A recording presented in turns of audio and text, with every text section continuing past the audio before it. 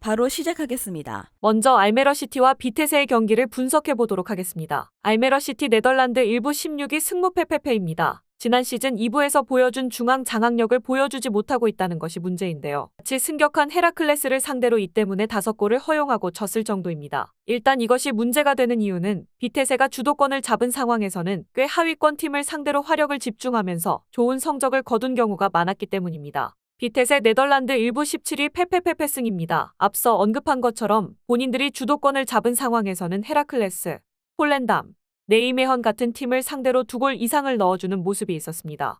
일단 공격적으로 운영하는 것을 선호하는 편이고 반 힌켈 같은 선수들도 박스 타격에 적극적으로 나서는 미드필더 성향을 띠고 있습니다. 공격적으로 운영하는 것이 아주 효율적이지 못한 상황은 아닐 것입니다. 주도권을 알메러시티가 잘 잡지 못하고 있는 상황인데 비테세가 이런 상황에서는 제법 하위권 팀을 상대로 화력을 보여주는 경우가 있었습니다.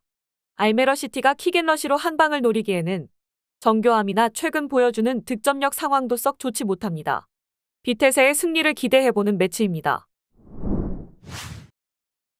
다음은 헤라클레스와 페예노르트의 경기를 분석해보도록 하겠습니다. 헤라클레스 네덜란드 1부 14위 패패승패패입니다. 점유율을 유지하려는 습관은 있습니다. 하지만 1부에서도 상위권 능력과 전력을 가지고 있는 팀을 상대로는 점유율을 잡기가 어려운 것이 현실입니다. 페예노르트에게 주도권을 크게 내줄 가능성이 높은데 이 상황에서는 PSV와 아약스에게 도합 10골을 내주고 무너진 경기가 헤라클레스 결과에 적절한 예시가 될 것이라고 봅니다.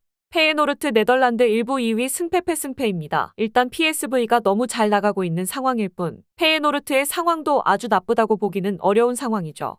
일단 리그 득점 선두 히메네즈에게 공을 몰아주는 것만으로도 얼마든지 득점력을 보여줄 수 있는 유형입니다. 물론 라인을 높게 유지하는 특성이 뒷공간이라는 약점을 보여주기도 하지만 일단 페예노르트의 압박은 온더볼 능력이 뛰어나지 않은 팀을 상대로는 역습을 시작조차 하지 못하게 할 수 있습니다. 일단 중앙에서 헤라클레스가 페이스를 잃으면 상위권 팀들에게 참사가 나는 경우도 잦은 편이었고 역습으로 뭔가를 하기에는 페예노르트가 하는 압박 때문에 드리블 이외에 무언가를 하기가 어렵습니다. 잘못하면 헤라클레스가 역습을 시작조차 못하고 당할 수 있는 것입니다. 페예노르트의 우세입니다. 다음은 스파르타 로테르담과 트벤테의 경기를 분석해보도록 하겠습니다. 스파르타 네덜란드 1부 7위 패승패입니다. 철저하게 강약약강의 논리를 따르는 편인데요. 경합 상황에서 전반적으로 강해 직선적으로 가는 팀에게는 강한 편이지만 중원을 잘 쓰는 강호들에게는 수비가 강점이라고 보기는 어려운 타입입니다. 트벤테가 아주 과감하게 높은 점유율을 공격성으로 전환하는 팀은 아니나 홈 원정을 가리지 않고 점유율을 아주 높게 가져가려는 성향이 있어 스파르타가 최근 5번의 매치에서 이기지를 못했습니다. 트벤테 네덜란드 1부 4위 무무패승승입니다. 원정에서는 높은 점유율을 가지고 안정적으로 운영하면서 실점률을 줄이는 것을 1차적으로 하려는 습관을 보입니다. 다만 지난 시즌은 이 때문에 홈 원정 득점 스플릿에서 차이가 없지는 않았는데 올 시즌에는 이 스플릿에서 균형이 맞추어지는 양상이죠. 오히려 원정에서 11%의 경기력 이득을 본다는 통계도 있습니다. 스파르타가 트벤테 같이 높은 점유율을 가지고 가는 유형에게는 상당히 약한 모습을 보여주는 편입니다. 트벤테가 과감함을 띠는 팀은 아니지만 적어도 중앙에서의 점유와 안정적인 운영이 가능한 팀입니다. 원정에서의 득점력이 지난 시즌에 비해서 올라간 것은 보너스이죠. 트벤테가 유리할 것으로 봅니다.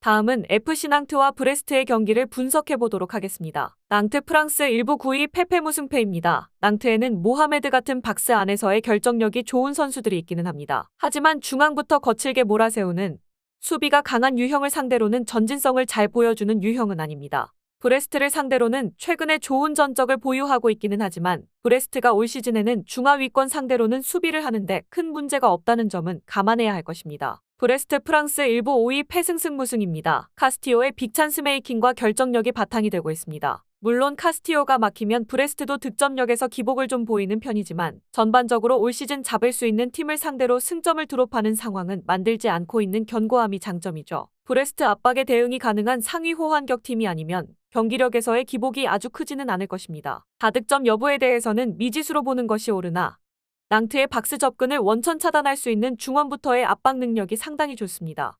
카스티오의 빅찬스 메이킹 능력도 브레스트에게 큰 힘이 되어주고 있고 중하위권 상대로는 큰 기복을 보이지 않고 있습니다.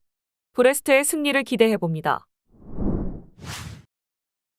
마지막으로 로리앙과 스트라스부르의 경기를 분석해 보도록 하겠습니다. 로리앙 프랑스 1부 16위 무패입니다. 로리앙의 단점은 자기 진영에서 공을 가지고 머무르는 빈도가 많다는 것인데요. 역습팀이지만 롱볼로 빠르게 붙이는 것을 선호하지 않는 성질이 있습니다. 다만 이런 상황이라면 압박으로 볼을 탈취당하는 상황에서 불필요한 실점이 나올 가능성이 높은 상황입니다. 스트라스부르가 득점력이 딸리기는 하지만 적어도 중앙에서의 강한 압박에는 능한 모습을 보여준다는 점을 잊어서는 안 됩니다. 스트라스부르 프랑스 1부 12 무무패 무승입니다. 닭공 성향을 벌인 상황이지만 그 시절보다는 확실히 수비적으로는 보완이 된 상황입니다. 앞서 언급한 로리앙의 약점을 노릴 수 있는 압박 능력을 감독이 잘 입혔다는 평입니다. 비에이라 감독은 빠른 공격수를 선호하는 편이라 로리앙의 공을 빼앗으면 바로 역습으로 이어가는 퍼포먼스를 기대하고 있을 것으로 보이고 성공률도 제법 높을 수도 있을 듯합니다. 로리앙이 공을 쥐고 자신의 진영에서 머무르는 경우가 잦은 편이기 때문에 스트라스부르의 압박과 기동력에 쓸데없이 역습 허용이 나오는 경우를 상정해 볼 수 있을 것입니다.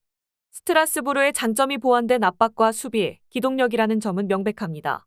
스트라스부르의 우세를 기대해 봅니다. 영상에서 알려드리는 내용들은 모두 1차 분석 내용들이며 2차 분석과 최종 조합픽은 영상 하단 고정 댓글 링크로 문의 주시면 안내 도와드리도록 하겠습니다. 시청해주셔서 감사합니다. 아직도 혼자 분석하고 계신가요? 이슬TV 스포츠 정보방에서는 실시간 스포츠 커넥션을 통한 소통하는 관리 시스템으로 확실한 수익을 전해드리고 있습니다. 정보방 입장 조건은 없으며 일반인들은 쉽게 접할 수 없는 배당 흐름 분석, 모든 경기 라인업과 결장자, 마지막으로 분석 모델링을 통한 최종 조합픽까지 무료로 제공해드리고 있습니다. 물론 마음에 안 들면 둘러보시고 나가셔도 됩니다. 혼자 하면 단기간으로 수익을 볼 수도 있겠지만 함께 하면 장기간으로 꾸준한 수익이 가능합니다. 정보방 무료 참여하시고 꾸준한 수익을 원하시는 분들은 영상 고정 댓글 링크로 문의 주시면 안내 도와드리겠습니다. 늦지 않았습니다. 함께 합시다.